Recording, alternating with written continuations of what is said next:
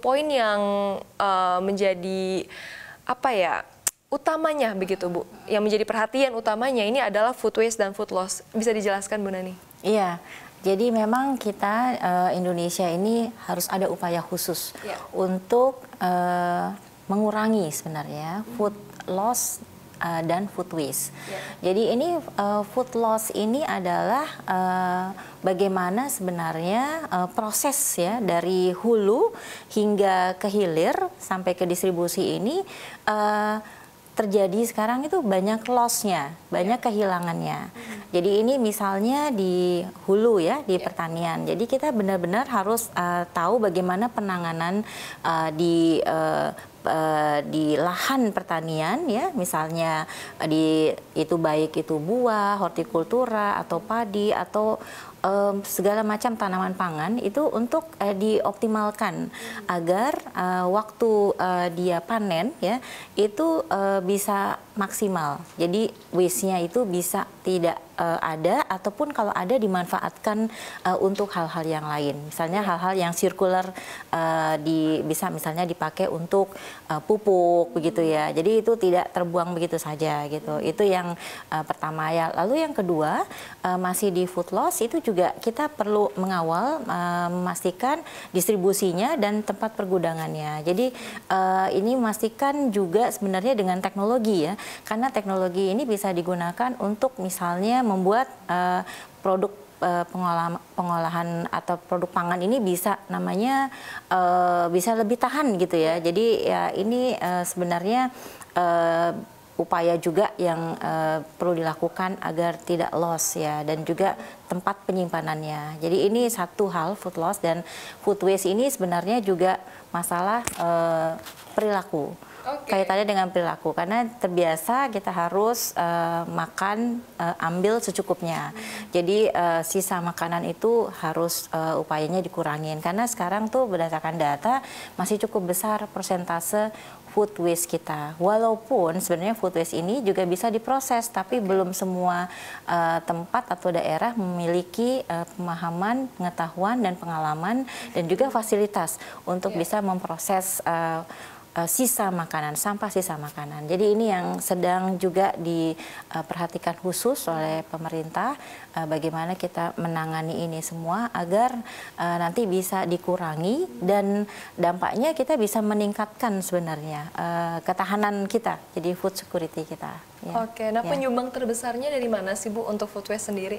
Ya, kalau food waste ini berdasarkan data ya, itu dari kota-kota besar. Kota-kota besar? Iya, kota-kota besar. Karena ini memang behavior ya Bu ya? Iya, karena behavior dan mungkin merasa ada berlebih ya. Jadi kalau berlebih, iya mampu gitu. Nah kalau di daerah tentu mereka akan selalu menghabiskan makanan yang ada di piringnya gitu, yang sudah dibagi-bagi gitu. Mungkin orang tuanya ya, jadi seperti itu. Nah ini kalau kita lihat juga nanti di program MBG tadi kita juga punya perhatian khusus juga mengenai penanganan food waste-nya juga dan food loss-nya gitu. Dan untuk edukasi food waste dan food loss ini sudah mulai digalakan, Bu? Sudah.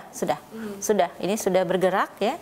Dan kita bersyukur juga melalui program makan bergizi gratis ini dibekali juga. Jadi kita punya pedoman yang dibuat bersama begitu ya untuk penanganan food waste dan upaya pengurangannya. Jadi bagaimana kita mengurangi dan penanganannya. Jadi memang ditanganinya di SPPG, jadi di central kitchen-nya itu. Ya. Tapi memang artinya Bu, dengan dengan pemerintah saat ini berusaha untuk menekan food waste dan food loss, ini memang juga akan berdampak terhadap lingkungan ya Bu ya, dan sejalan juga dengan visi misi pemerintah net zero emission begitu ya Bu? Iya, pasti ini ada hubungannya, karena kan sektor sampah ini atau waste ini salah satu dari 5 sektor yang memang sudah dikomitmenkan untuk pengurangan emisi. Nah di sini target kita kan net zero emission di 2060 atau lebih cepat.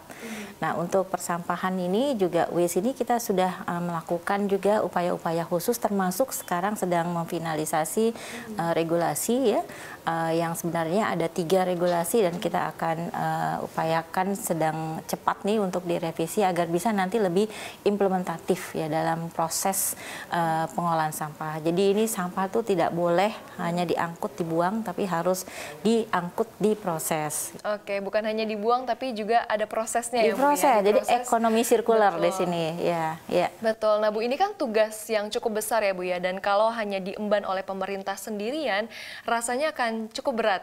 Ya. Jadi perlu adanya kolaborasi. Ya. Dari pemerintah sendiri Bu, apakah ada upaya-upaya lanjutan ataupun juga berkolaborasi nih Bu dengan swasta ataupun startup begitu? Oh iya. Ada? Kita sudah mulai sebenarnya itu dari ya mungkin 5-6 tahun yang lalu, Ya. tapi tentu ini berproses, berkembang bertahap ya, jadi bertahap berlanjut begitu. Dan keterlibatan pihak-pihak lain selain pemerintah pusat, pemerintah daerah tentu sangat diharapkan. Ya. Terutama sebenarnya masyarakat, lalu juga kita bicaranya pentahelix biasanya gitu. Jadi ada juga swasta di sini. Swasta ikut juga, industri swasta gitu ya, untuk membantu juga dan juga startup tadi, inovasi ini banyak sekarang bermunculan. Misalnya bagaimana dengan menggunakan teknologi ya, mereka bisa mengkolek sampah. Jadi sudah seperti Gojek, kalau punya di rumah botol-botol plastik, bisa tinggal panggil, mereka ambil gitu. Jadi misalnya sampah-sampah yang bisa didaur ulang bisa di order untuk diambil. Itu misalnya seperti itu. Dan juga mereka inovasinya banyak sekali. Jadi dari ekonomi sirkular itu seperti misalnya food waste tadi bisa diolah jadi maggot. Maggot itu ulat yang bisa nanti diproses lagi untuk dijadikan pakan, bahkan bisa dijual dengan harga lumayan tinggi itu. Nah, ini ada nilai ekonominya ya Bu ya? Iya betul, ada nilai ekonominya. Ya. Baik, Bu, kalau kita bicara soal food technology tadi Ibu sempat mention, ini cukup menarik Bu. Sebetulnya tantangan di Indonesia untuk bisa mencapai food technology yang lebih canggih dan mutakhir itu di mana sih Bu? Ya, tantangannya tentu berbeda berdasarkan daerahnya. Jadi kalau ada satu wilayah ya yang dia kapasitas sampah produksinya tinggi sekali ya, memang harus solusinya dengan teknologi yang sudah proven, yang sudah teruji, terbukti ya, bagus dan bisa memusnahkan sampah dengan standar lingkungan. Jadi dia tidak mengemisi, itu yang paling penting. Jadi dia tidak mengeluarkan emisi karbon. Jadi itu dengan salah satunya insinerator misalnya. Jadi ini sudah tersedia teknologinya gitu untuk yang kapasitas besar ya. Tapi tentu yang kapasitas di bawah lagi, mungkin kan ada kabupaten yang jauh ya, yang remote, yang adanya di pinggir-pinggir itu bisa menggunakan alternatif teknologi lainnya gitu. Jadi ini pilihan teknologi berdasarkan volumenya dan off-taker atau bisa diproduk apa yang dibuat, lalu siapa yang akan off-take gitu, akan memanfaatkan itu.